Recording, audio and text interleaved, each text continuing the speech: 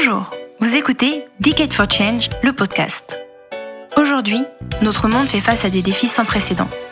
Le dérèglement climatique, l'effondrement de la biodiversité, la croissance des divisions et des inégalités au sein de nos sociétés. Pour relever ces défis, 2020-2030 doit être la décennie de l'action. 10 ans pour transformer les bonnes volontés en résultats à la hauteur des enjeux. C'est la responsabilité de chacun. Mais comment faire ?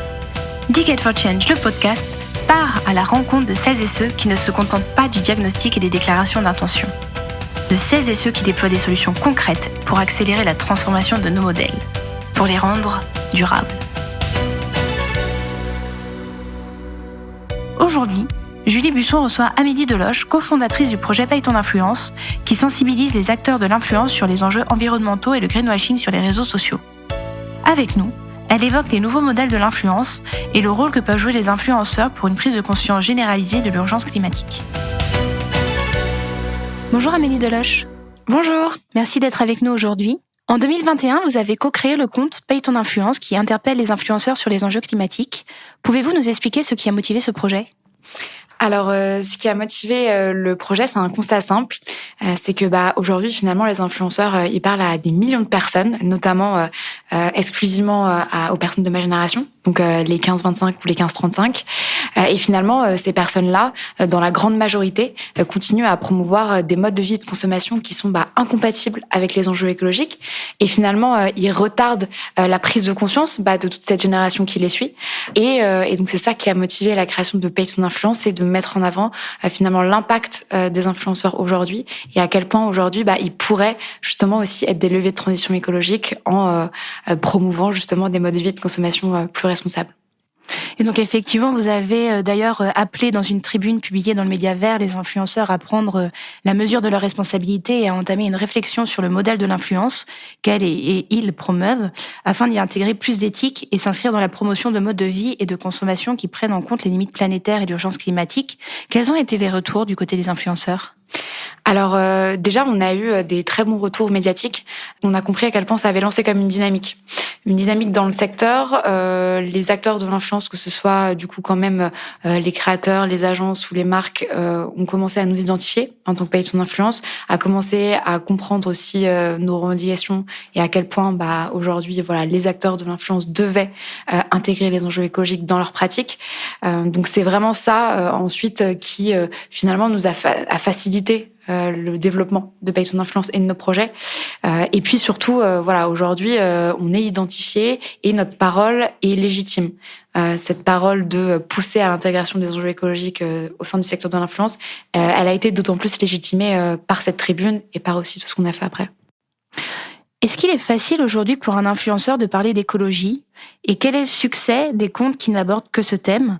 Et par ailleurs, quels sont les freins qui empêchent les influenceurs les plus tendances à s'emparer de ces sujets ? Alors, c'est pas facile pour un influenceur aujourd'hui de parler d'écologie. Alors, je parle pour les influenceurs qui de base sont pas engagés. Alors oui, il existe des comptes, des influenceurs qu'on appelle green, engagés, etc., qui ont basé toute leur influence sur ces questions-là, sur ces questions d'écologie, de social, etc., et qui ont développé leur influence autour de ces questions-là.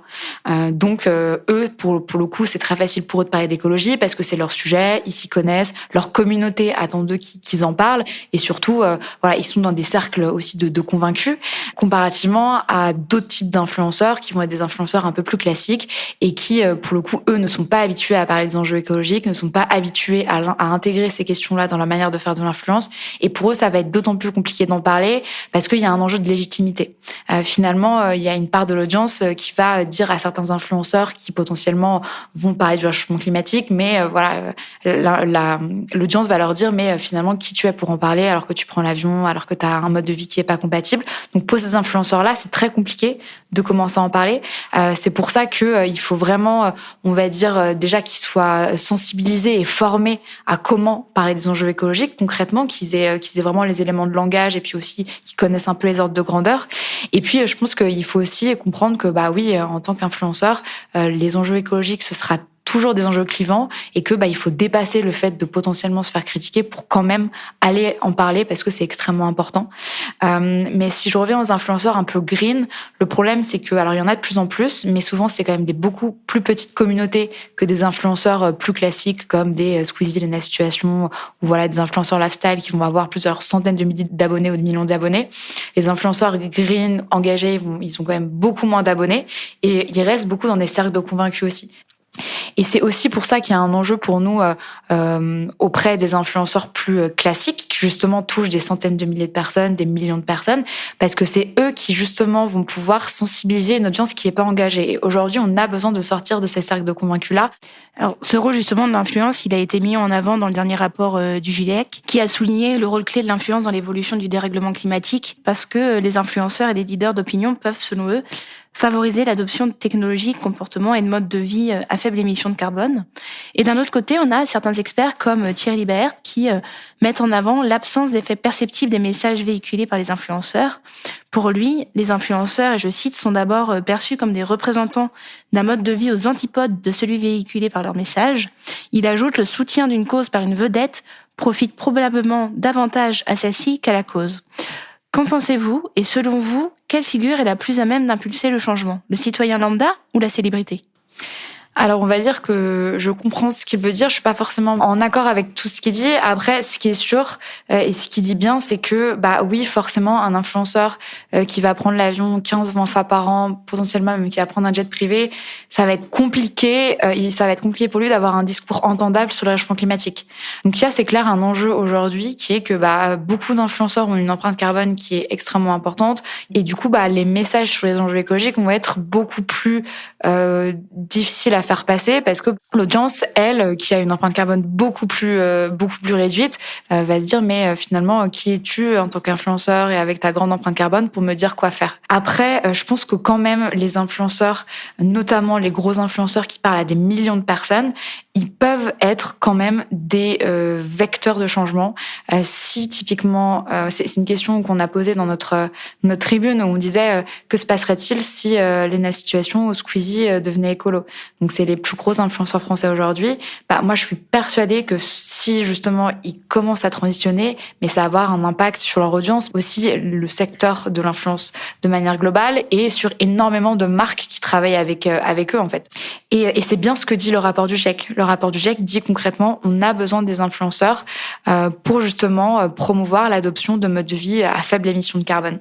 Donc je pense que vraiment, il ne faut pas sous-estimer les messages portés par les célébrités et les messages portés par les influenceurs parce que, je veux dire, une personne qui est écoutée, qui a une audience de plusieurs millions de personnes, je veux dire, forcément, cette personne-là, elle a un impact sur la société qui sera toujours plus important qu'un citoyen lambda, même si on a besoin aussi finalement de porte-parole en tant que citoyen. Mais vraiment aujourd'hui, je suis persuadée que les influenceurs, ça peut vraiment être des vecteurs de changement et des vecteurs de transition écologique.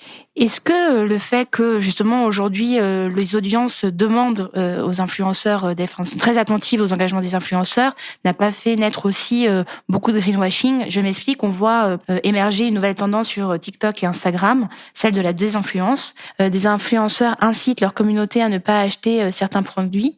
Sommes-nous face à une démarche sincère ou une tentative de greenwashing, les influenceurs gagnant la confiance de leur audience sous gage de sincérité et proposant d'acheter des produits alternatifs ? Alors bien sûr, si le greenwashing existe dans la publicité, il existe aussi dans l'influence, parce que c'est une nouvelle forme de publicité. Et surtout aujourd'hui, les marques, elles ont des enjeux d'image en termes d'engagement écologique. Et finalement aujourd'hui, elles vont parfois utiliser des influenceurs pour se donner une image green et du coup redorer leur image via l'audience de l'influenceur. Donc oui, il y a du greenwashing. C'est pour ça que l'objectif aussi, c'est de faire comprendre aux influenceurs ce que c'est le greenwashing pour qu'ils puissent l'éviter et ne pas justement tomber dans le piège de ces marques-là.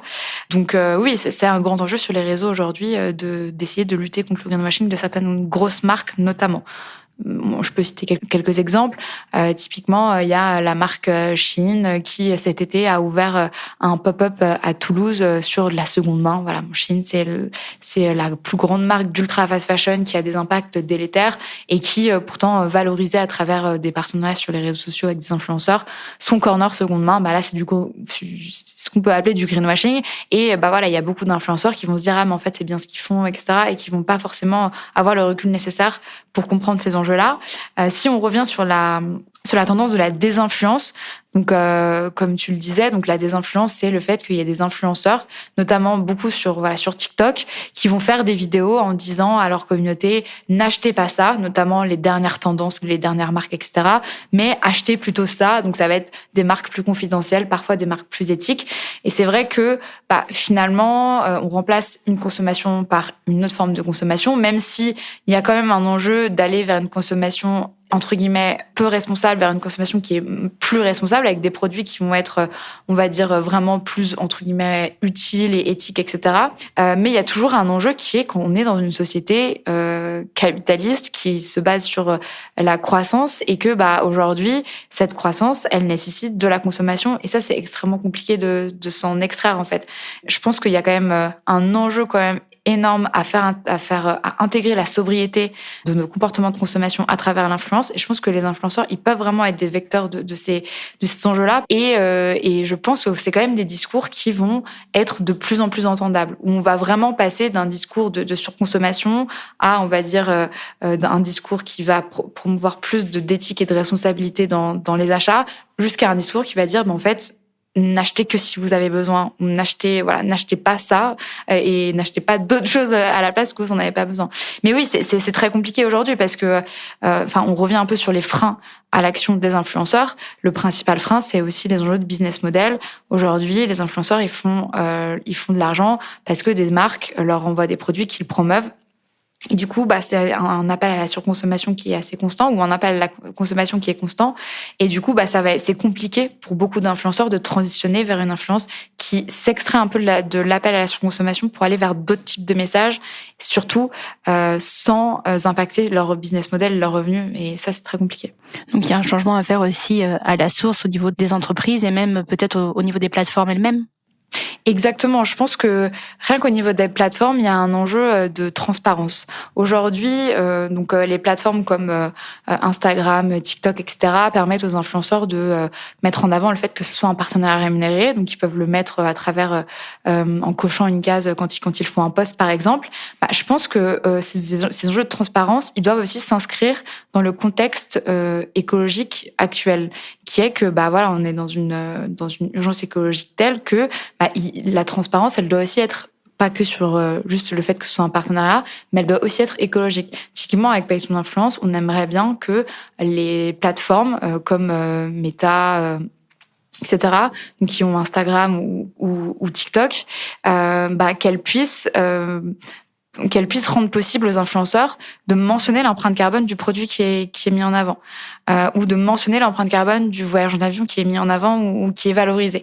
Pour nous, ça fait partie de cette transparence, en gros, nécessaire auprès du consommateur, parce que il y a de plus en plus de consommateurs qui, si ont, on va dire, l'information de l'empreinte carbone et de l'empreinte, on va dire, écologique du produit, ne va pas l'acheter. Par contre, s'il n'a pas l'information, potentiellement, il va l'acheter.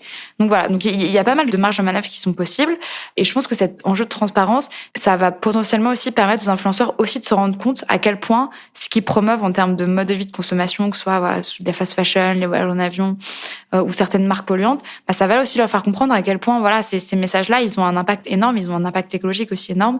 Et c'est aussi ça qui est un enjeu, c'est-à-dire que les influenceurs, ils doivent aujourd'hui comprendre les ordres de grandeur, comprendre l'impact qu'ils ont sur le monde, et que c'est quand ils auront aussi compris ça que je pense que beaucoup vont prendre la mesure des choses et potentiellement faire évoluer leur influence vers plus d'éthique, plus de responsabilité et plus de prise en compte aussi de l'impact de leur message. Une dernière question pour revenir sur les plateformes. Donc, tu parlais de la transparence nécessaire des plateformes, mais il y a aussi une question des algorithmes, puisqu'on voit notamment que les algorithmes de Twitter, mais aussi d'autres réseaux sociaux, favoriseraient davantage le climato-scepticisme. Est-ce que tu penses que ça a encore un sens aujourd'hui de produire des contenus pour sensibiliser sur les réseaux sociaux ? Alors oui, il y a une question des algorithmes qui est assez opaque. C'est-à-dire que, déjà, les algorithmes, apparemment, ils changent quand même assez fréquemment. Donc, c'est compliqué de suivre. Donc oui, on a Twitter qui a favorisé le climato-scepticisme. TikTok, c'est un algorithme aussi qui est très singulier, très nouveau, qui valorise beaucoup des contenus, on va dire, de personnes lambda et plus forcément des contenus de personnes qui sont extrêmement suivies. Donc c'est un autre type d'algorithme. Je pense que c'est quand même si ces algorithmes ils restent opaques, je pense que il y a aussi un enjeu de se dire plus on sera nombreux sur les réseaux sociaux à porter des messages sur les enjeux écologiques, plus on aura de la place aussi. C'est parce que on n'est pas assez nombreux que aussi on n'est pas assez valorisé sur en ce qui concerne les messages écologiques. Et je pense que aujourd'hui c'est indispensable d'être là où les gens sont. Les gens sont où? Ils sont sur les réseaux sociaux aujourd'hui, et notamment la jeune génération. TikTok, c'est des milliards d'utilisateurs, c'est des personnes qui tous les jours passent 1h30 sur l'application. Oui, il faut y être, il faut absolument que les messages soient passés sur ce genre d'application, parce que c'est là où on capte l'attention des gens.